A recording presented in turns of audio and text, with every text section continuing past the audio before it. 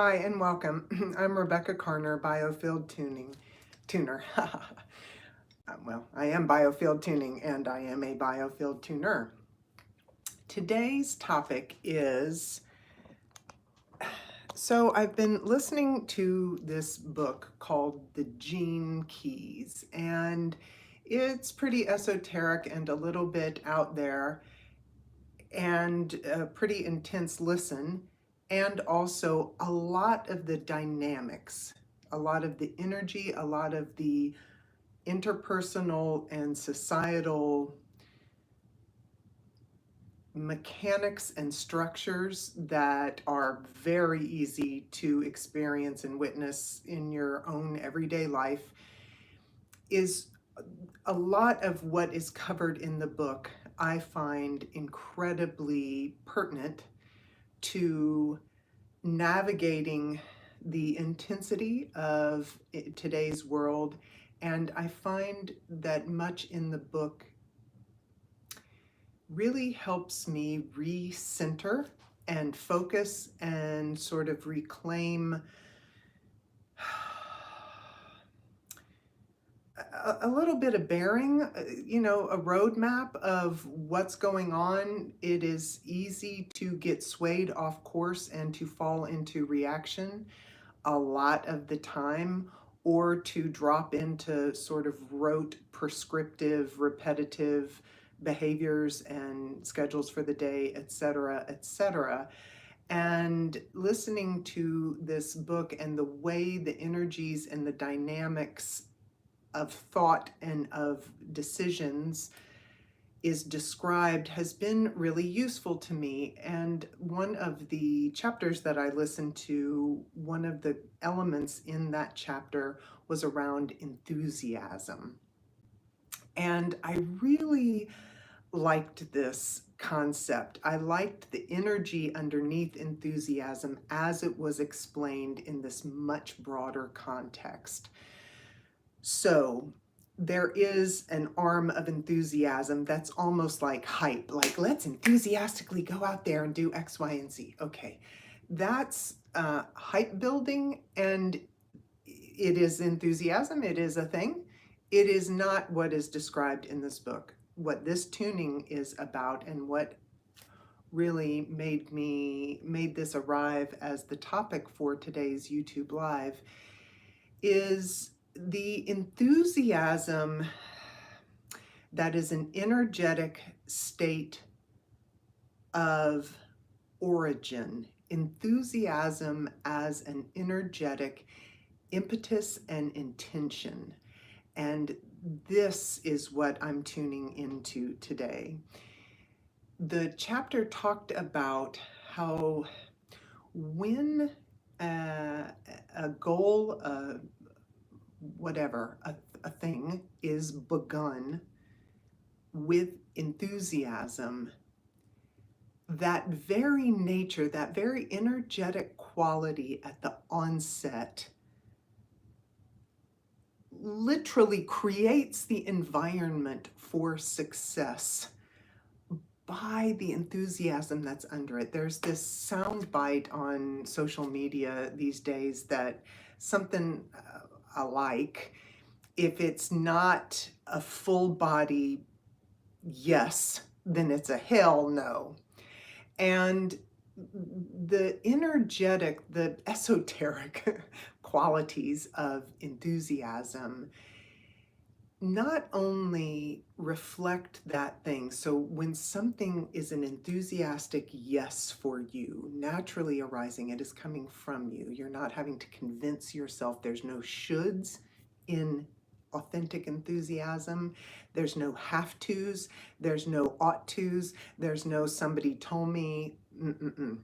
When one is truly not hyped up, but truly approaching a thing enthusiastically, you have this inner quality of a full body yes. And in so doing, you almost can't, success will come from it, even if it's not the success that you intended initially, right? Something will be created because you were all in when you started. And that has a field. Yeah, wow, I'm just going to stop right there and put a little sound on that. I'm using my 144 fork. Yeah, everybody knows a little bit of that.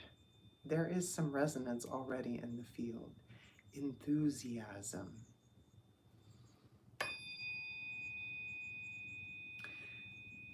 The other thing that I want to speak to right at the onset around enthusiasm, with today's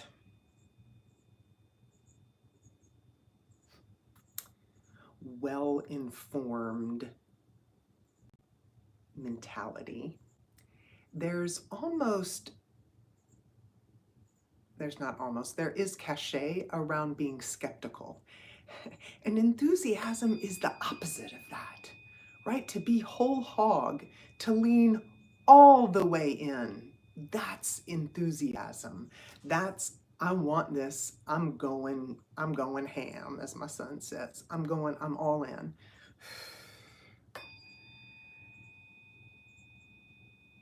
And you can't pull a punch and deliver all that you got all at the same time. So skepticism and snarkiness and hedging your bets, all that undermines this energy of enthusiasm that we're tuning into today.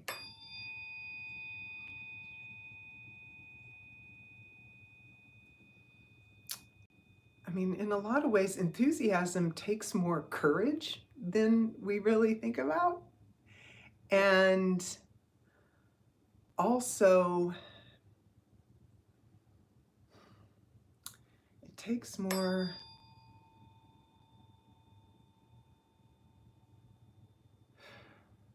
I just lost my train of thought. Yeah, enthusiasm. There's a little bit of fear coming up in the fork. Right, you don't want to look a fool. You don't want to fall on your ass. You don't want to fail. And also, you can't succeed unless you are all in, right? So what? It's such a funny thing. Okay, the other word, so energy, enthusiasm, the other E word, E cubed, that this tuning is about discovering essentials, right? Essentialism. To be able to identify what is essential in your life. This is a taller order than one might initially think. So there is an author and a podcaster whose name I'm going to butcher, Greg McKeown, something. It's like McKeowen or something like that. Just sort of heads up, FYI, he is a deeply, deeply religious man. Also, his philosophies, while he came to them and sort of derived them from and crafted them out of his religious practices, his philosophies aren't married to his religion. So if you look him up and it leads, I've actually never wikied him. I've just heard him in conversation and in podcasts before.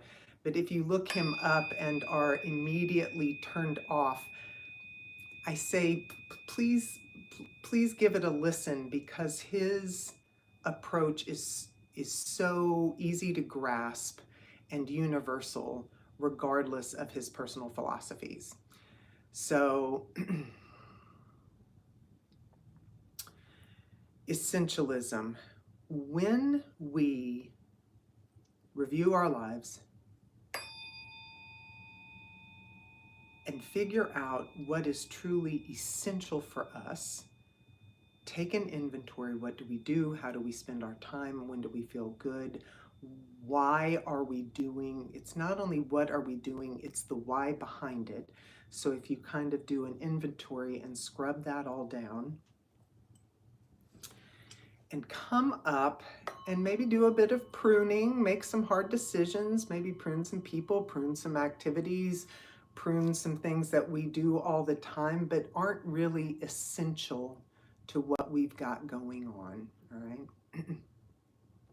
So when you discover what's essential, really kind of then do a cross check and see if on these essentials, these things that are essential to you, work, health, family, friends, whatever, are you approaching and engaging with them with the inner energetic quality of enthusiasm? These things that you have deemed top priorities in your life, top values, top priorities, top investments that you place your precious time and energy, because that's all we have in this world. It's not money, it's not stocks, it's not real estate. It's time and energy. That's all we really have. So if you scrub over an inventory and take a look at your life, tease up the essentials, and then check and see with what degree of enthusiasm, with what degree of full body yes and engagement and tending to with love and focus, how are you engaging with that? And see if you can really strengthen the connect between your essentials and your enthusiasm. All right, I am just gonna feel into that. Meeting your essentials with enthusiasm. Shoot. Wow, yeah, we want that. Wow, we want that.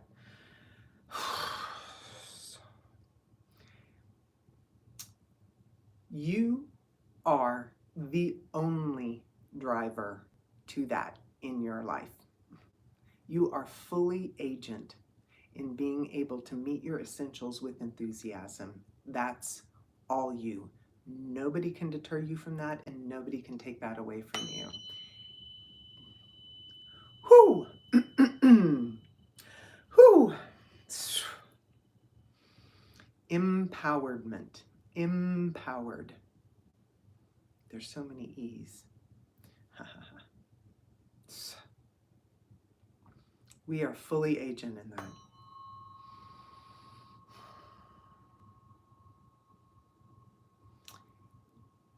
You know, and you don't have to make a weekend retreat of this practice. It can just be, you could do it on the daily, right? Just what's essential today. And then after a while, you're like, wow, this thing that I'm not really enthusiastic about, I keep putting it as an essential every day. Maybe I need to look at that.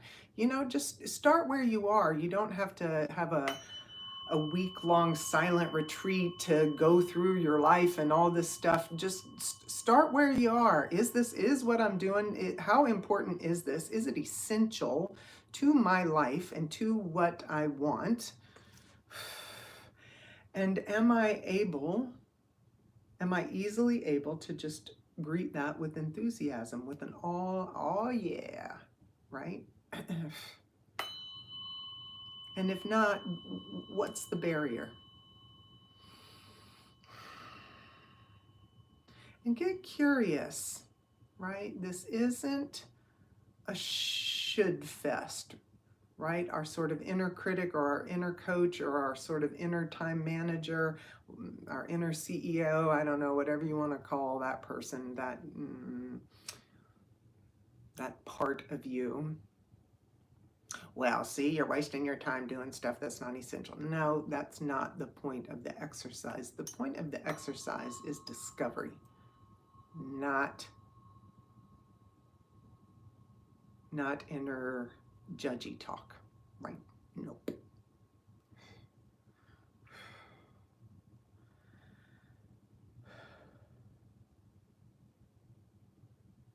Yeah, okay, like I just, like if you've ever seen preschool kids, like little 3-year-olds, if they're in one of those sort of preschool classrooms, like, or a playroom or something like that,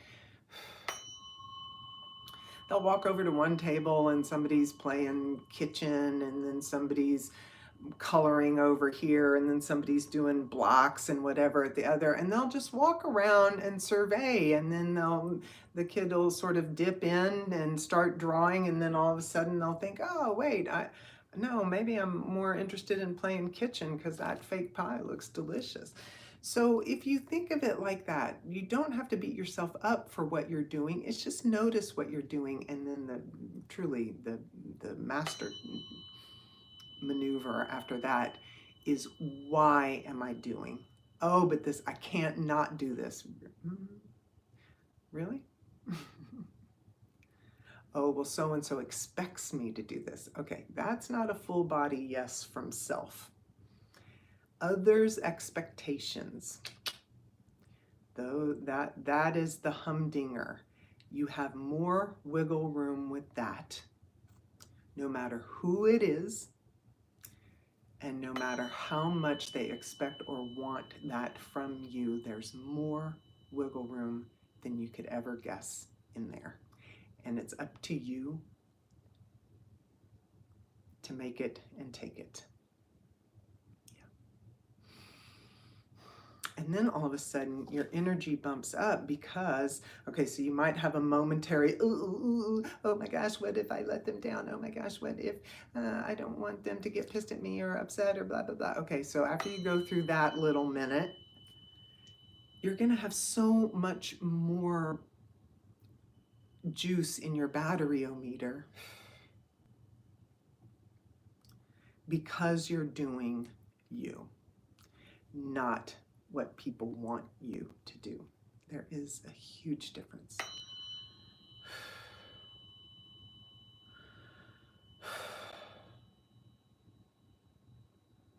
And sort of pulling yourself off of those shoulds and expectations of others.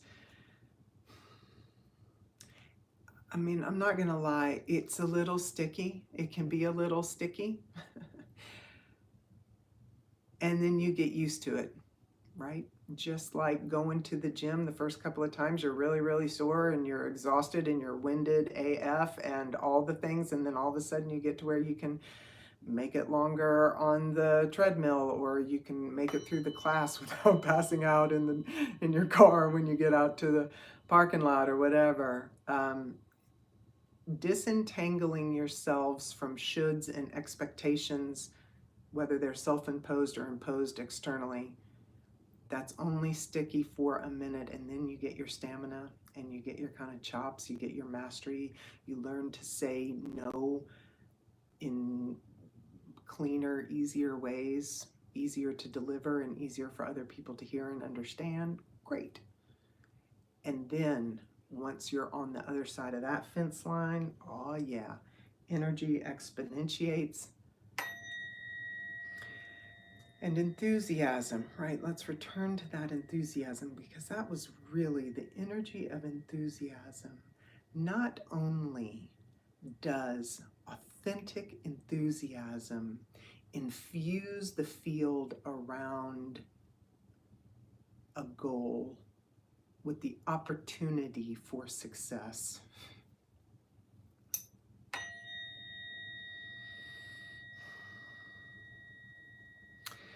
it also puts you in a feedback loop of return on your investment of energy, so it keeps upping your energy. So it's almost like the more you invest, rather than reducing your energy level, it feeds it. That really, that enthusiasm, there's that saying, if you love your work, you never work a day in your life. Yeah, that's that's the energetic quality of authentic enthusiasm. And of course it will flag here and there, and that's when you kind of, okay, is this still essential? Is it a full body yes? Why am I not feeling a full body yes on this? Why have I lost my enthusiasm? Do I need to switch gears? Do I need help? Do I need a break? Do I need more support in some kind of way?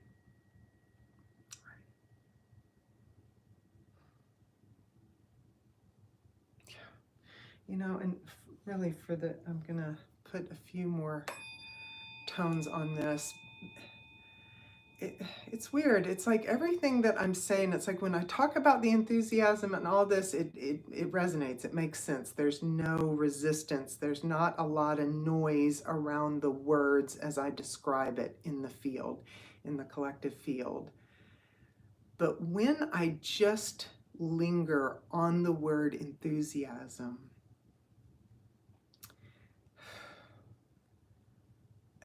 I'll tell you what's coming through. It's like if I'm enthusiastic, if I let people know I'm enthusiastically doing a thing, I'm gonna look gullible. I'm gonna look like a dupe.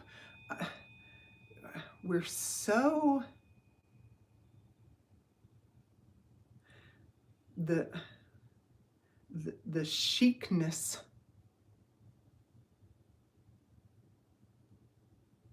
of skepticism is a lifeblood killer, you guys. Wow.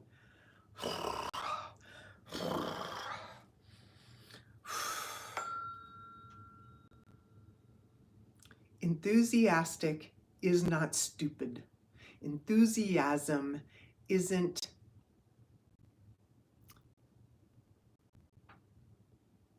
naive.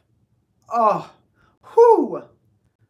There it is. Enthusiasm isn't naive. Wow, that's bringing up like a ton of emotion. There is like a lot there. We just tapped into something in the collective unconscious. When did enthusiasm become a four-letter word? We've got to be so, if you don't already know, if it's not already a success, if it's not already proven, if it's not in the past and an artifact of somebody's overblown idea, then you're a fool, right? God, that is wrong. Yes, enthusiasm also is the only way to get innovation.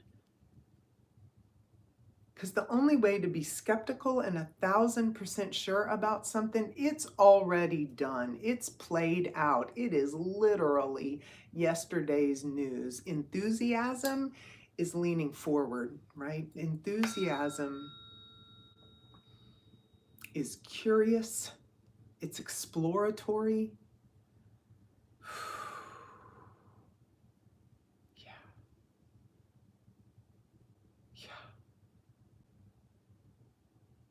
And it's ballsy as hell. Enthusiasm isn't naive. Enthusiasm is a master's stroke of action and ingenuity and innovation and creation. Enthusiasm is creation. There is nothing braver than that.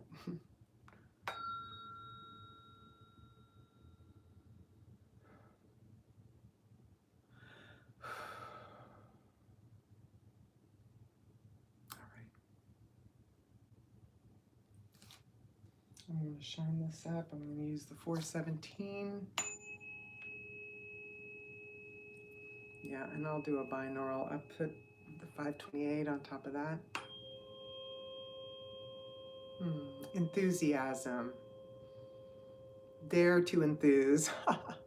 Dare to enthuse, right?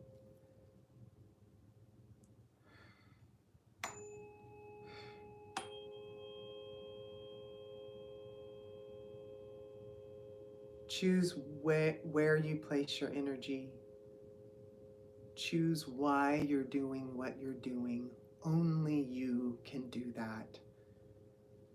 And meet all all that you decide to do with as much enthusiasm as you have. Yeah.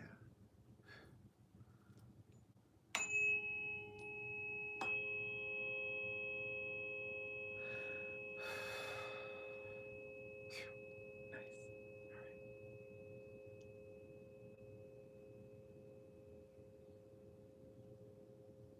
All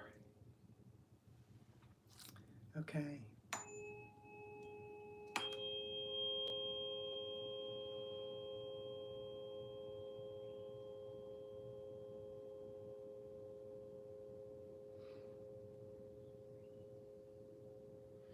All right. Thank you so much. May you engage with things with energy and essential enthusiasm. Wonderful. Have a great day, and I will see you in 2 weeks, if not before, on my next YouTube Live. Thank you so much.